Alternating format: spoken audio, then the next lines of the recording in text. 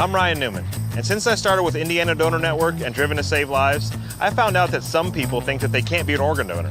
The truth is, anyone can sign up to be an organ donor. Anyone? Anyone? Are you sure? Yeah, I'm sure. Anyone can sign up to be an organ donor. So don't count yourself out because somebody's counting on you. Go to driventosavelives.org and sign up today. But my heart's going to you, Ryan. Love that shirt.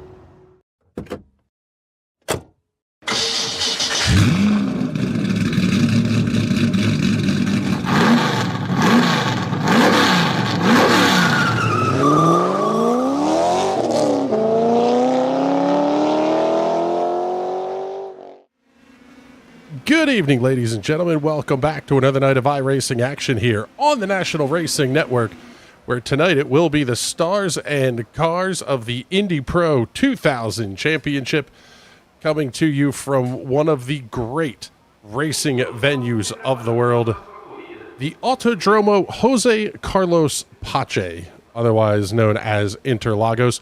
My name is Chris Graham, joined in the booth, as always, by Mr. James Watson. And I'll tell you what, James, we have a big, full split here tonight, seeing 23 cars on the entry list, and about all of the heavy hitters of the last couple of years are here tonight, too. Oh, yeah, I can't wait.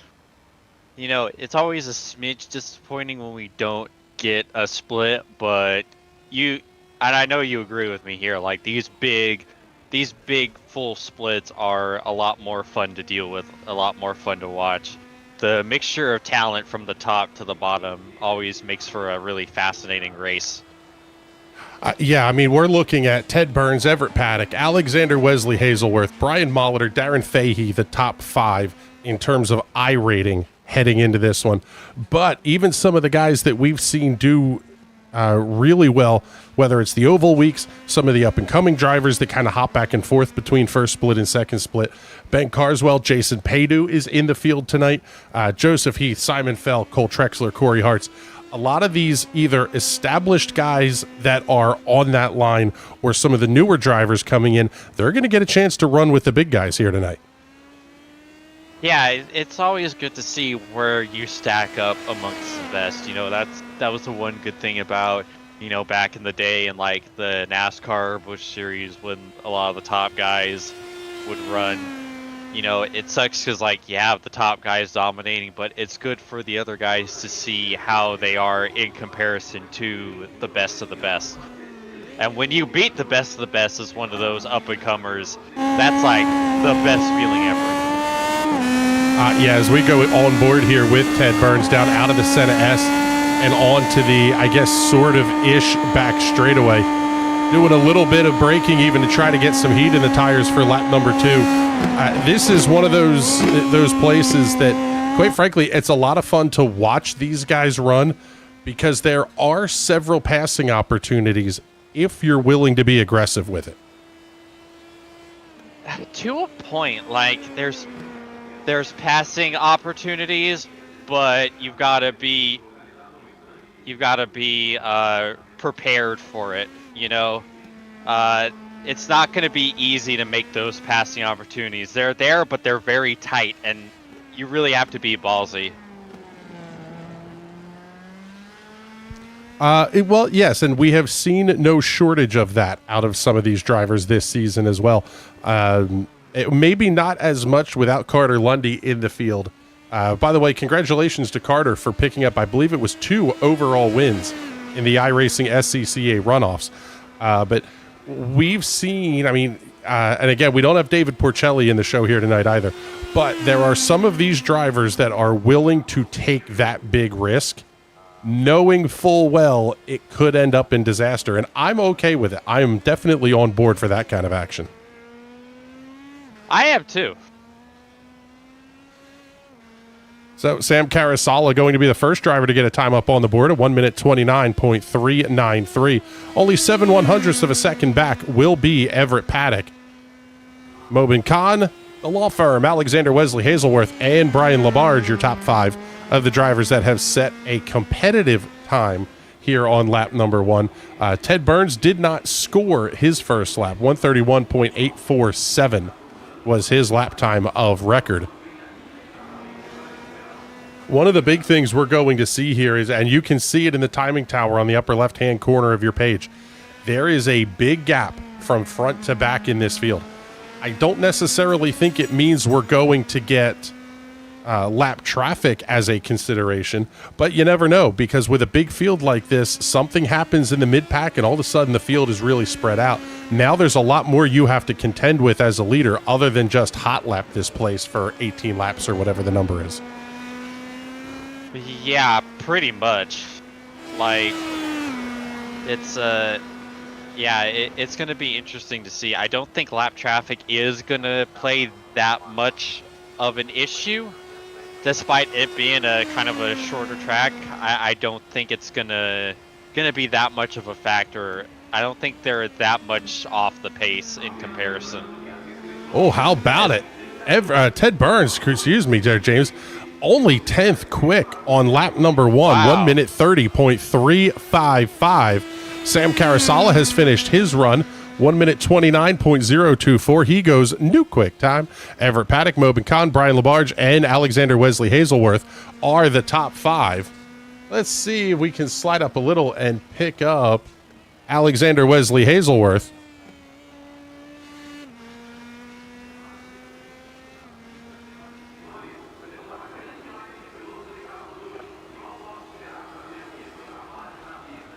He is working his way around on lap number 2.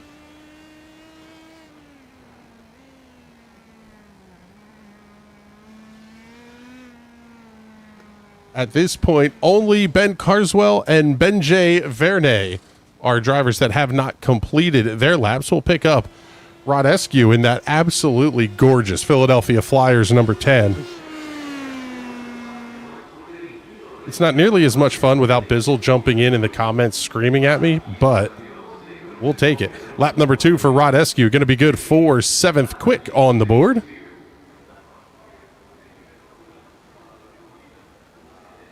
I want to remind everybody. San Jose Shark paint scheme has not even gotten out of pit road yet. That implies somebody is a fan of the San Jose Sharks. I didn't think there were many of them out there. Down to a minute 23 left in qualifications. Waiting to see if we see Ben Carswell or Benjay Vernay out on the racetrack. But as it stands right now, those drivers will not get a lap in either way. There is Sam Carasala. He has come to a stop out on the racetrack, and he'll be your quick timer. Following along now with the number 6 of Carl Lemkool, the Downforce Racing driver, has completed his qualification run and only going to be 20th on the grid, 131.439, the lap time of record for Lemkool. And he's one of the guys who's normally pretty quick. That's a lot of race cars to have to work your way through.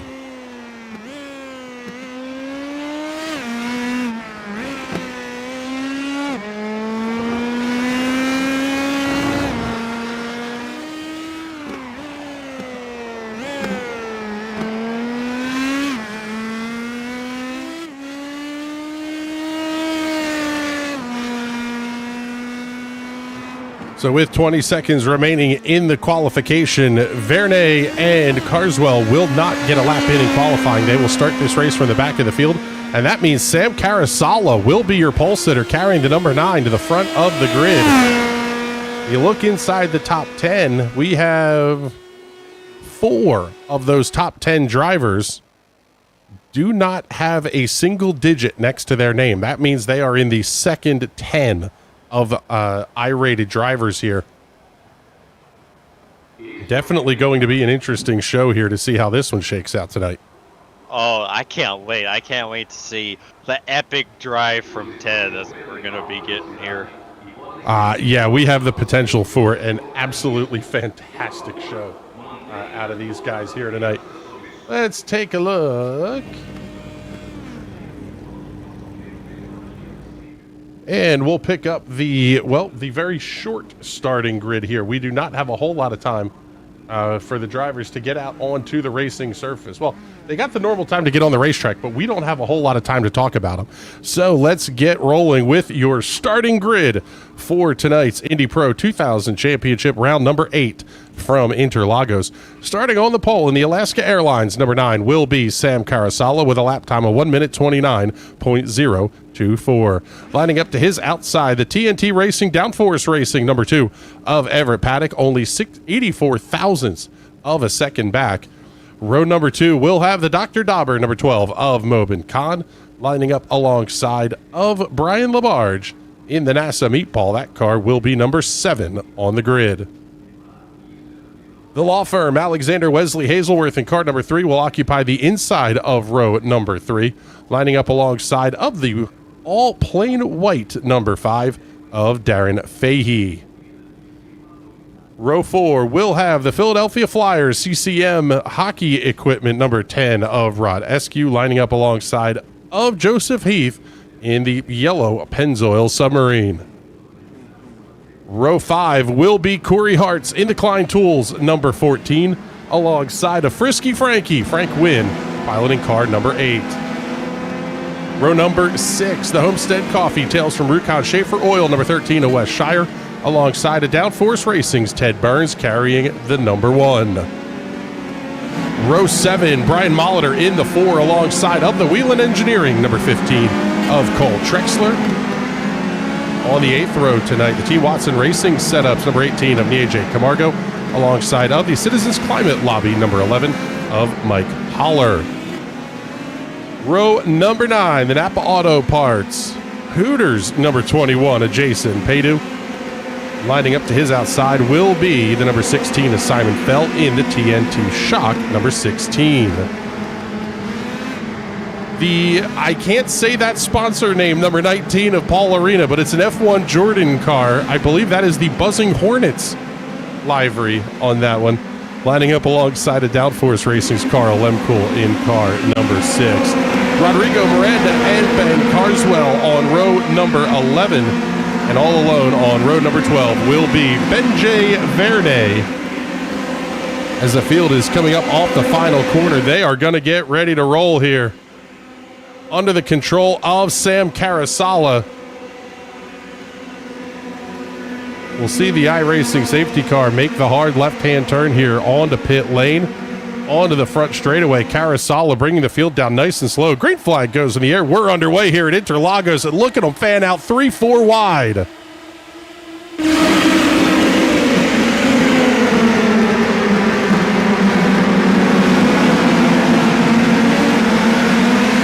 At this point, I think, well, maybe not. Trouble for Joseph Heath. Corey Hart's going to be involved. That one's going to be a little bit further back in the pack. Your top 2 able to get away cleanly. Best battle on the racetrack going to be Ted Burns going to work on Alexander Wesley Hazelworth. He'll get that pass made, and he's going to go after Darren Fahey to try to put that car inside the top 5 as Everett Paddock swings around Sam Karasala for the race lead.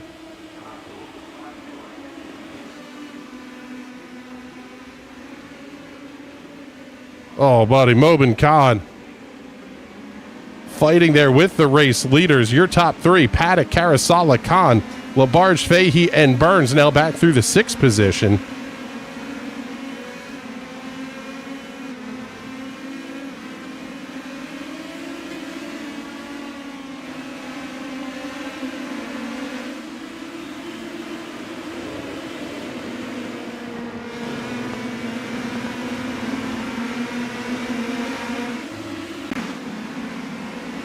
Well, let's see. Let's take a look here and see if we can see what happened to Joseph Heath.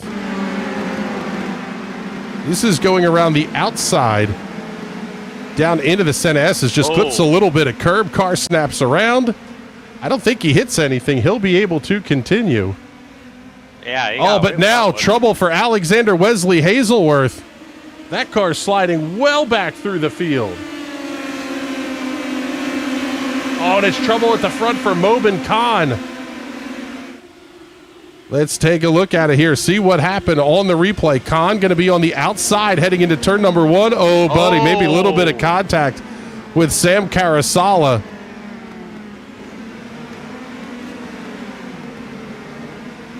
And Khan has to just kind of sit and wait for everybody to get past. Championship implications. Can confirm. Problems. Oh, man, just back behind these guys. Oh, man. Great battle. Cole Trexler, Carl Lemkool fighting for the 10th position. Paddock and Carrot. Shame. Go ahead. I'm going to say it's a shame that Heath isn't in this battle because this is the Hornet's Nest. Yeah, I forget who the other one is. Let's see here. Looks like actually Ben Carswell and Benjeet Vernet did not make the grid for this one either. So those guys will finish in 22nd and 23rd, respectively. Ben is not out on the track? He is not. Wow. Moving a little bit forward here. Frank Wynn, Brian Molitor, Brian Labarge battling down through the Senna S's. I thought you said passing was hard here, James. These guys are going too wide about this the entire way around this place. I said it was hard. I didn't say it was impossible. If you're going to make a pass, you have to earn it. You have to have some major cojones to pull a pass off here. And, yeah, the sheer nuttitude going on tonight is incredible. Yeah, Brian Labarge and let's see. Actually, looks like that's coming around. Oh, yeah, that's Brian Labarge and Frank Wynn. I think. Oh, no, I'm sorry. That's Brian Molitor just up ahead. So, yeah, it's Molitor, Labarge, and Hazelworth that are duking things out right now. Frank Wynn just behind Hazelworth. This is a great battle here from 5th back. I mean, all the way back through, gosh, we'll call it about 10th place. Rod Eskew all lined up there. Cole Trexler also in that line. Now, after the initial start, you kind of get the chaos out of your system ever so slightly. Now you kind of have to settle in and say, okay, log a couple of laps and start planning the next move. Yeah, just kind of settle in and make the pace as best you can.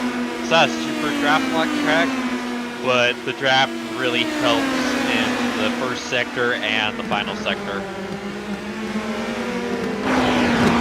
Go on board here with Frank Wynn. There you see Alexander Wesley, Hazelworth, Labarge, and Molitor just up ahead, but we swing the camera around here back through the Senna S's, and Lemkool, Eskew, Trexler, Camargo all right there as well.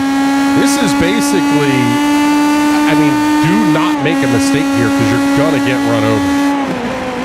Pretty much. You've got to be pretty perfect on your mark, otherwise it's not in.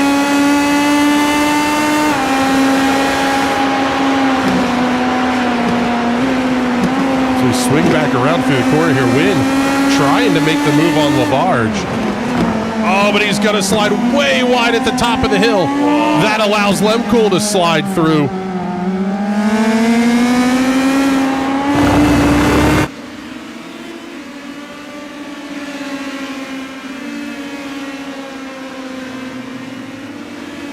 Gosh, only working lap number 4 of this race as well. At the front of the field, Everett Paddock holding off Sam Carasala by about 0.3 of a second. Ted Burns in third is absolutely nowhere close to these guys. The gap's sitting right now at 1.8 seconds. The draft does play a big effect down the front straightaway, and then when you get down through the Senna S's and then down through, I guess it's kind of turn 3, you have a long straightaway there where the draft will come into play. But if you're Ted Burns and you can make up the time in the twisty bits, he is not out of contention to win this race. No, and like we've seen Ted make unbelievable comebacks, multi-second comebacks at tracks where it should have been impossible before. So if you're counting out Teddy B, then you're an idiot. Yeah, on the most positions gained list, it's going to be Carl Lemkool. He's up 12, currently running in the 8th position. In, quite frankly, what has been a really good battle to this point. At the front of the field.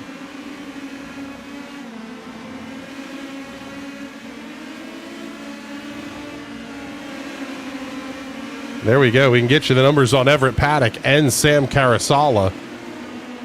Man, that gap is tight.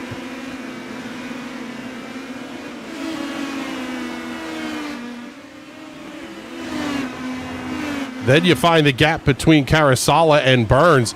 It's now down to 0.6 of a second. Teddy B is within draft range of these two at the front. So he's in play. And quite frankly, now we have to start having the same conversation about Darren Fahey. Because as you battle at the front, it slows you up enough that sometimes those guys that are in 4th and 5th are going to get a chance to come in quicker. As we see Ted Burns set a new fastest lap in the race. Yeah. New challenger approaching. It's a Super Smash Brothers reference if you don't know what the hell I'm talking about. That is affirmative. I have no idea what you're talking about. I believe, what they call old. Okay, boomer. Whoa. Whoa. Shots fired from the cheap seats. And that was the story about how I got fired from NRN. Ben Carswell checking in saying DNF technical. Yes, having an issue.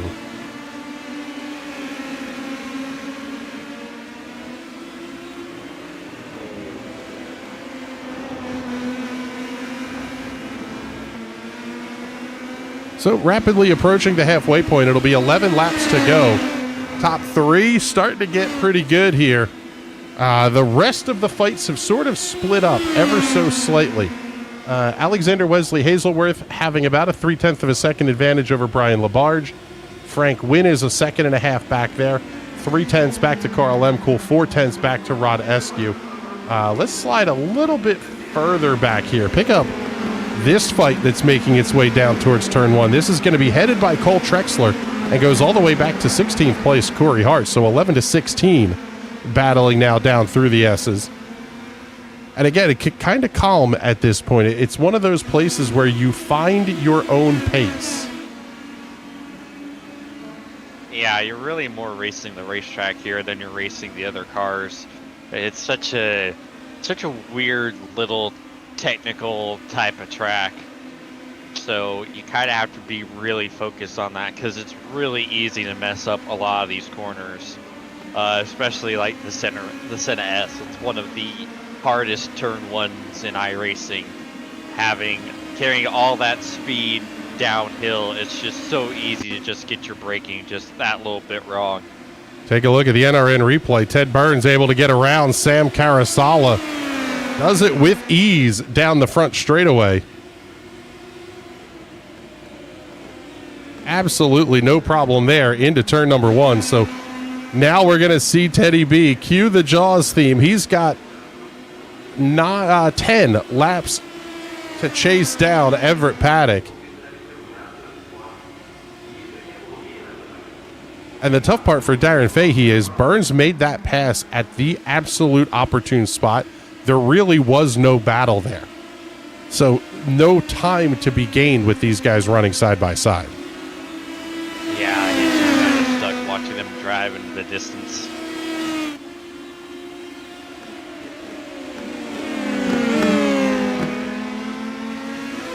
Pick up Corey Hartz and Wes Shire. This battle getting a little bit spicy back here. Cole Trexler, Mike Holler, able to check out ever so slightly on these guys. Call it about a 1.5 second gap between Holler and the AJ Camargo from 12th to 13th. Oh, but let's slide up here. Holler alongside of Trexler in the battle for the 11th position.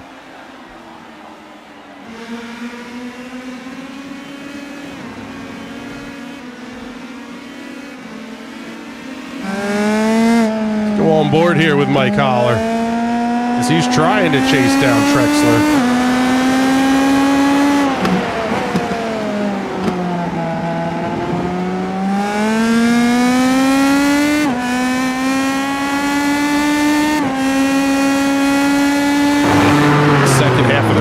Such a great chance to make up some time.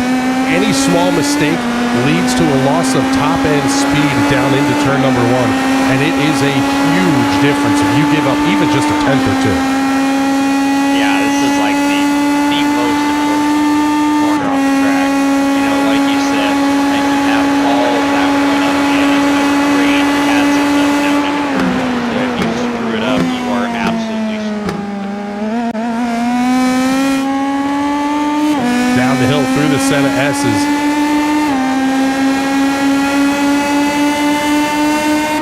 Onto this long back straight and holler, may be able to make the pass here.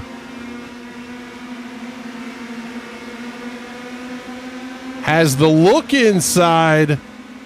Trexler may not be able to do anything to fight back, and he cannot. Nice pass there by Mike Holler, but now Trexler going to try the cross a little bit. Going to have to do it the long way here into the right-hander. Oh, man, good battle just back behind these guys as well. And the AJ Camargo, Corey Hartz.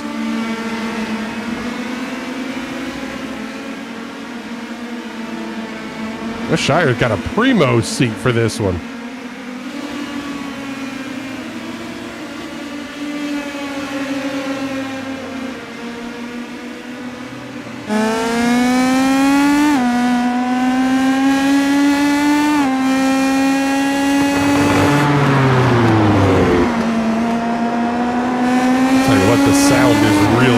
Out of these cars. You can even hear the difference between the curves and the little kind of rumble strip weave, concrete weave they have down there.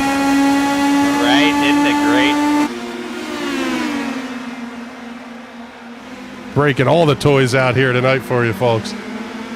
Frank Wynn, Carl Lemkool battling side by side for 7th and 8th with Brian Labarge and Rod Eskew right in the middle of that fight. Oh, buddy, they thought about being 3 wide for a moment. They may end up 3 wide after all. Labarge has to back out. Wynn and Lemkool going to stay side by side through 4 and 5. Oh, they touch. Oh.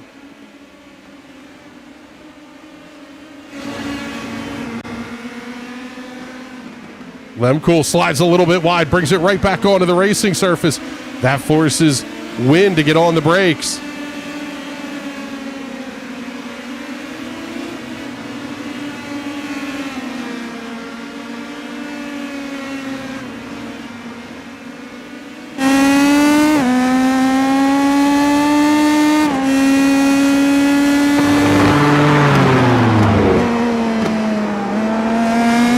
Man, that car of Lemkool really twitchy on quarter exit.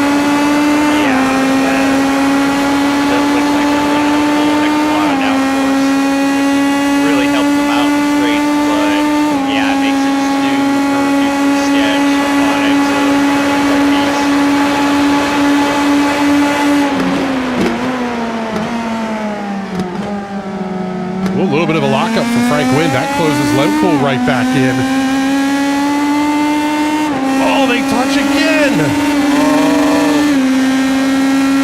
Labarge able to come past. Now Eskew going to have the look on Lemkool.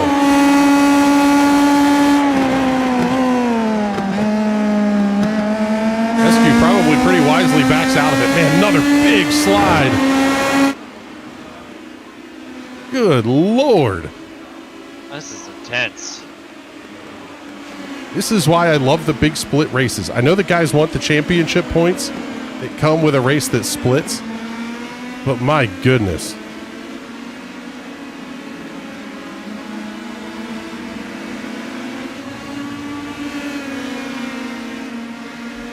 So this battle has settled down. Let's check in on our race leaders.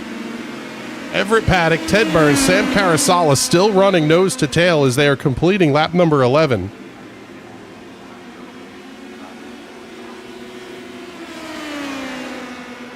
Kind of interesting that we're not seeing Ted Burns make up a ton in terms of the outright pace. I don't think he's really trying, honestly. Like, there's no real point to try. Just kind of hang out and wait to make the move with a couple laps to go. Well, it's a great point because, I mean, he is up 10 positions. He had to work his way through this field and set some really quick laps in the process. No point in burning the tires up even more than you already have. You kind of can give them a chance to breathe a little bit here, too. Yeah. So entering tonight's race, we have the top 4 in points that have not scored yet this week. Well, okay, let me rephrase that. They have 7 weeks counted. So if you had a missed week somewhere, that's we don't have that information at hand. But Brian Molitor leading the points championship by 44 points over Everett Paddock. Alexander Wesley Hazelworth sitting in third, about 80 back of Molitor for the lead. Darren Fahey in fourth on 827. Brian Labarge rounding out the top 5.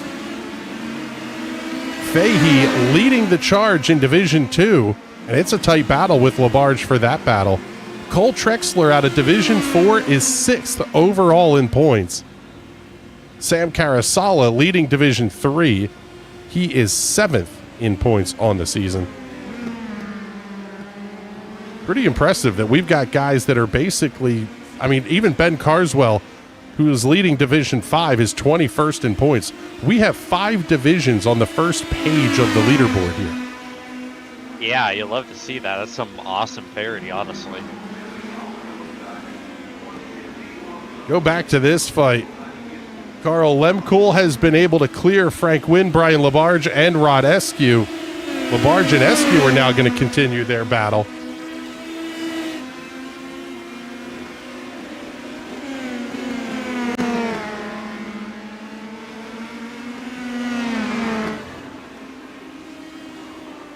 And with 5 laps to go, Everett Paddock still holding that third of a second lead over Ted Burns, and another third of a second back to Sam Carasala in third. But we'll stick with the good battles that we have here.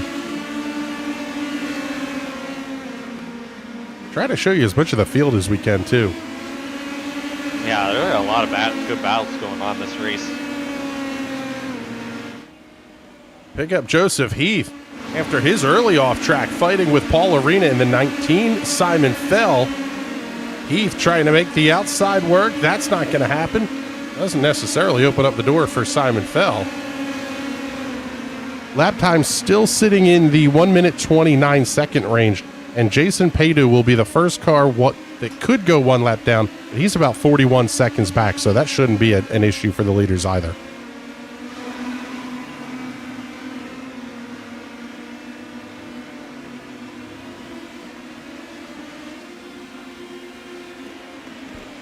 Move back up to the front. It's inside of 0.2 of a second. Now right about 1/4 of a second between Everett Paddock and Ted Burns. Sam Carasala is right there as well. Only another 1/4 of a second back. Call it 2.5 car lengths from Paddock to Burns. And once you get back to the line and you're at 3 to go, James, I would say now's probably the time where these guys are starting to think, I gotta go. Oh yeah, it's go time now.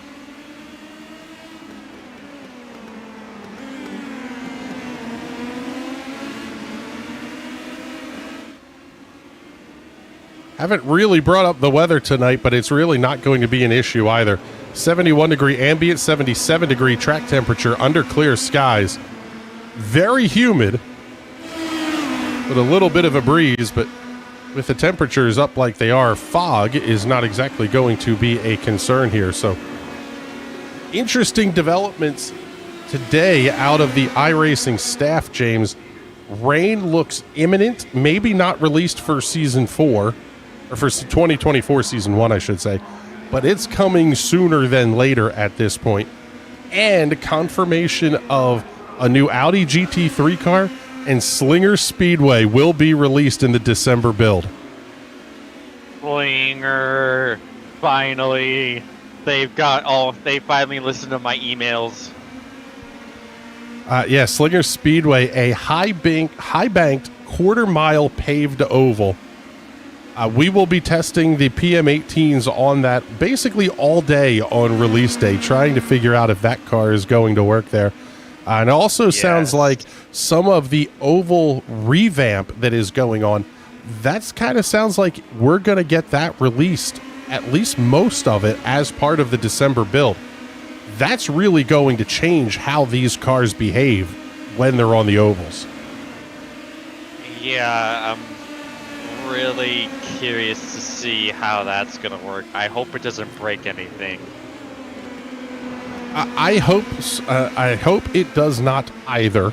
I'm not overly confident in that. I think we may see a whole bunch of hotfix patches come out pretty quickly. But it also really changed, especially for the TNT Shock Series. That is a massive change because you're talking about tracks that will dynamically change due to weather conditions, how much track rubber is laid down on the racetrack, those kinds of things. That's really a huge deal because now you're talking about places potentially like IRP where you're high line dominant. If that lane gets too hot, you're gonna have to move and try to find grip somewhere else. Yeah, like I'm kind of looking forward to it in that sense because, you know, it's hard to pass at IRP. So to make the inside lines a little more viable, that definitely will help spice the racing up there. And some of the other one-line centric tracks too. So I'm really looking forward to seeing if they've nailed it like we're all hoping they have. I hope so, but we're down to a lap and a half to go in this one here. Ted Burns just not able to gain the ground on Everett Paddock, and quite frankly, Sam Carasala looks like he's getting a little bit impatient back there.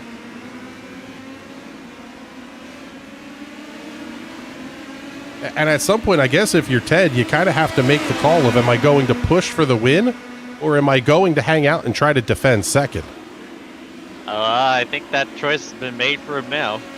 Ooh, well, maybe. Everett Paddock almost getting into the inside Armco out of turn 15.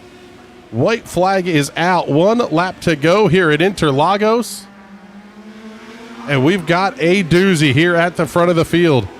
3-car length advantage for Everett Paddock down out of the Senna S's.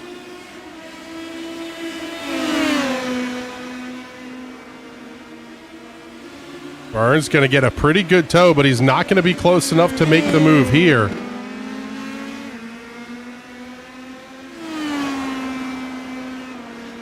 Man, I think Everett's just running a tick less downforce because he is really able to be explosive off the corner. Yeah. Ted makes up the ground on corner entry. Whoa! Oh! Whoa! What send? Big. Well, there was a bobble from Everett Paddock. Burns tries to go full send into the corner and may give up the second position. Excuse me. Carasala has to back out of it as well.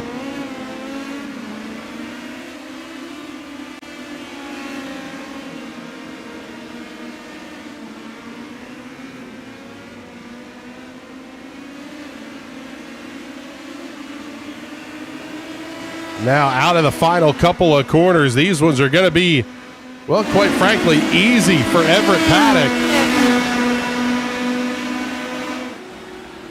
Down over the start-finish line, twin checkers in the air, and Everett Paddock gets the win at Interlagos. Ted Burns, Sam Carasala will come home second and third. Brian Molitor, Darren Fahey will round out the top 5.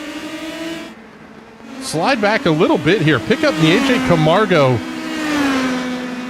and Rod Eskew. Camargo made up a ton of ground, got to within about 0.4 of a second of Eskew. Oh, he makes the shot at the line, and Camargo's going to get him. Wow. And I think Eskew may have been running that without a front wing. Well, he already has bailed out of things, but let's pick up our race winner, Everett Paddock.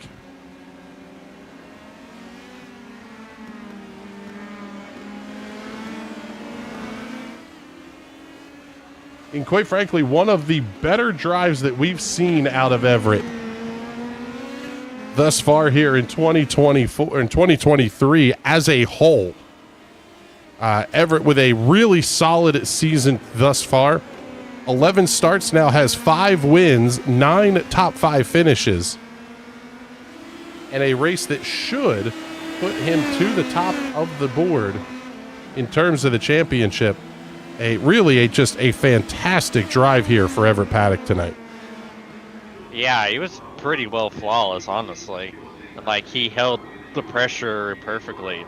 Like, he had them right on the attenuator the entire race and just never put a wheel wrong.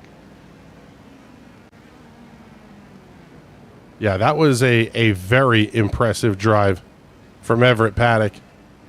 So nice of these guys just to hit their pit boxes, clear themselves out. Well done, guys. So let's take a look at our race results as we get ready for the victory lane interviews. And Everett Paddock getting the win by 0.4 of a second over Ted Burns. Sam Carasala coming home in the third position. Brian Molitor, Darren Fahey round out the top 5, followed home by Alexander Wesley Hazelworth, Carl Lemcool, Frank Wynn, Mike Holler, and Cole Trexler to complete the top 10. 11 through 20 tonight, Wes Shire and AJ Camargo, Rod Eskew, Brian Labarge, and Paul Arena. Jason Paydu, Simon Fell, the final cars to finish on the lead lap here tonight. Corey Hart's 1 lap down in the 18th position. Joseph Heath, 19th. Rodrigo Miranda coming home in the 20th position. Mobin Khan going out early in this race, finishing in 21st. Ben Carswell and Benjay Vernay not making the grid for this one here tonight.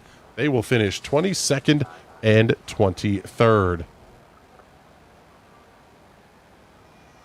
So we'll kick off our victory lane interviews with Mr. Everett Paddock, our race winner here tonight. Everett, congratulations on really a pretty spectacular drive. The car looked good from the early stages, but it was a tough battle early on that you had to fight with both Sam and Mobin in the early couple laps. Yes, sir. Yes, sir. It was going to be a little dodgy for those first couple laps. Sam made a little mistake and ran a little wide. And I think Mobin just lost it going into turn 1. I'm not sure exactly what happened to him, on lap 2, I think. But yeah, it was an interesting couple laps, and then Ted made it interesting. He always brings it, but he was being I think he was being a good wingman for me, so I appreciate that from him. Yeah, it was kind of interesting to watch that develop because I at least from what we could see, it looked like you maybe had a little bit less downforce on the car than Ted had. Was that kind of the advantage for you tonight? Because you could really open that gap up on the straightaways. Yeah, that was the plan. I thought I could be enough of a bottleneck in the infield that I could open up enough. I could probably hang with folks. So yeah, that was exactly the plan, and I think it did work out that way. Ted was gonna have to really struggle to get up behind me, I think. Yeah, it was really an impressive drive to watch, and now this is back of the napkin kind of math here, but you should be taking over the points lead from Brian. As we get a little bit later in the season here, it's going to become more and more important to finish up front. What are your thoughts as we get ready to head into these last 4 weeks of the season, I guess? Well, you read my mind, right? I just gotta keep keeping a gap between Brian. Fortunately, I think Mobin has, he hurt himself there. I think he's out of it. I don't know. Alexander's got in there too, so I just got to keep trying to get consistent points and feeling pretty good with the tracks that we have left. They're all tracks that I've gone before, and I seems like my experience helps on those tracks, so I think I should be in pretty good shape to be able to at least race my best. Yeah, we're looking forward to these final 4 weeks of the season. Next week to Road America, followed by Detroit, Phoenix, and then the Brands Hatch Grand Prix circuit. They're going to be 4 fun ones, that is for sure. But Everett, congratulations on picking up the win here tonight. And just, like we said, a fantastic drive. And before we let you go, do all the big sponsor plugs and thank yous you want to get in here. Yeah, first off, thanks to my TNT teammates for the help. Thanks to the DFR guys. Always fun working with them. And thanks to the National Broadcasting Network for putting on the show tonight. Thanks, guys. All right, buddy. Well, thank you much. We appreciate you coming to hang out with us here in the booth for just a minute. And now let's talk to our runner-up finisher, Mr. Ted Burns. And Teddy, I'll tell you what, it was a really good show that you put on tonight. One of the hardest chargers in the field. I don't know that you were actually hard charger. Teammate Carl Lemcool picking that one up, finishing 7th. But first, talk to us. What happened in qualifying? Because you were one of those guys we expect to see up front out of that qualifying session. Yeah, looking at my optimal and my third lap, I really should have been up there, starting in the top 5. But I blew turn 1 on both laps, and it cost me 1.2 seconds on the relatives. I just could not quite claw that one back. So it was interesting starting mid pack, but luckily being on the outside there, I was able to get a good shot of Sam on pole, so I could see when he went, and I was able to get a pretty good jump right off the bat and move up a couple spots, I think before even turn 1. So that was was super helpful vantage point. And then yeah, from there it was just having a little bit lower downforce than everyone except Everett. So yeah, it was. That was going to be my next question. Were you lacking a little bit in terms of the top end? Because it seemed like you were a tick better through the twisty bits, but you couldn't ever capitalize on it because Everett was just a tick faster down the straightaways and was able to open that gap just enough that you couldn't really even try a dive bomb. Yeah, for sure. He was always just getting just a slightly better exit out of the corners. I think I may have been charging him a little bit too hard on the infield there, and yeah, it was like even if I'm tucked up behind him, it was still going to be a send from way back. So, Everett's a good friend of mine, so I didn't want to really risk his championship. I'm kind of out of the points race this season, so I didn't want to risk anything with that. So I was going to play nice. If the option was there, I was going to take a look. But he drove a super consistent race, kept it clean, kept it up front, no mistakes all race. So props to him for bringing that one home. But even then, I don't think I had an easy pass on him. I would have had to send it from a ways back. Yeah, he was saying that you were maybe being the good teammate a little bit and not trying to screw things up late. I don't know that was necessarily what was going on, but Ted, congratulations on the podium finish here tonight, and make sure you get all those sponsor plugs and thank yous in here. Yep, got to thank Downforce Racing, and worked a little bit of setup with Everett, and obviously Carl was able to capitalize, having both of us move up. But I think we got to work on our qualifying pace a little bit. So, but otherwise, thanks to everyone for coming out racing the series. It was fun seeing a full split, and thanks to you guys for putting on the broadcast. Always fun to watch. All right, brother. Well, thank you much. We appreciate you coming to hang out with us up here in the booth, and now let's bring in a guy. I don't know if this is our first interview with him, but we haven't had a ton with him. Sam Carasala, just a fantastic drive tonight to come home in the third position. It was really a dicey first couple of laps there with you and Mobin and not trying to let Everett get away. Talk us through that, because it seemed like it was a bit of an adventure. Yeah, I definitely had good pace, but I think just the specific setup I was running had too much downforce on it, so I had no chance of getting Everett on straights. So I just made the call, we'll just let him go and see if I can follow him around and if he can pull me around.